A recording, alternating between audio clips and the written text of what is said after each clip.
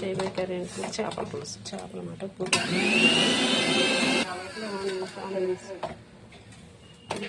ఉల్లిపాయలు ఫ్రై చేసుకుందాం. ఆయిల్ పెట్టుకుందాం. ఆయిల్ వేడెక్కిన తర్వాత ఆనియన్స్ వేస్తున్నాం.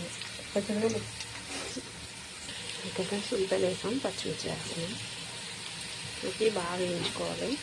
ఉల్లిపాయలు వేయించినాయి కదా, చేప ముందుగా చేయించి తెచ్చుకున్నామంట. చేయించి తెచ్చుకుని శుభ్రంగా కడిగి ఉప్పు కారం పెట్టుకుని చేప ఉప్పు కారం పసుపు అన్నీ వేసి పెట్టుకుని పులుసు పెట్టుకున్నాం. చేపల కూరలకు మసాలా అన్నమాట. మూడు జీలకర్ర, ఉల్లిపాయ, యాలకి చాలు చాలు.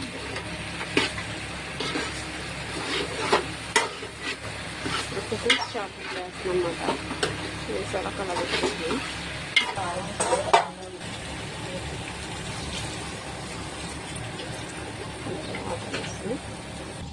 సరిపడా వాటర్ వేసాం ఫ్రెండ్స్. మూత పెట్టాం.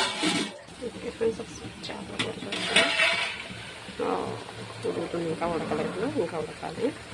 దీనికోసం పులుసు కూడా రెడీ చేస్తాను. చింతపండు చింతపండు నానబెట్టుకుని పులుసు తీస్తామన్నమాట. పులుసు వేస్తున్నాం. చేపల పులుసులో చింతపండు పులుసు.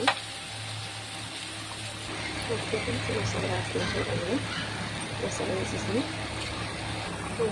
ఓకే ఫ్రెండ్స్, మసాలా వేసాం కదా, ఒకసారి చూద్దాం. మంచిగా మలాడేస్తుంది. అబ్బా, చేపల పులుసు దగ్గరికి వచ్చింది. చేపల పులుసు దగ్గరికి వచ్చింది. ఫైనల్గా కొత్తిమీర వేస్తుంది. ఓకే ఫ్రెండ్స్, ఫైనల్గా కొత్తిమీర వేసింది. ఇంకా అయిపోయింది ఫ్రెండ్స్. కట్ చేస్తాను. ఒక్కొక్క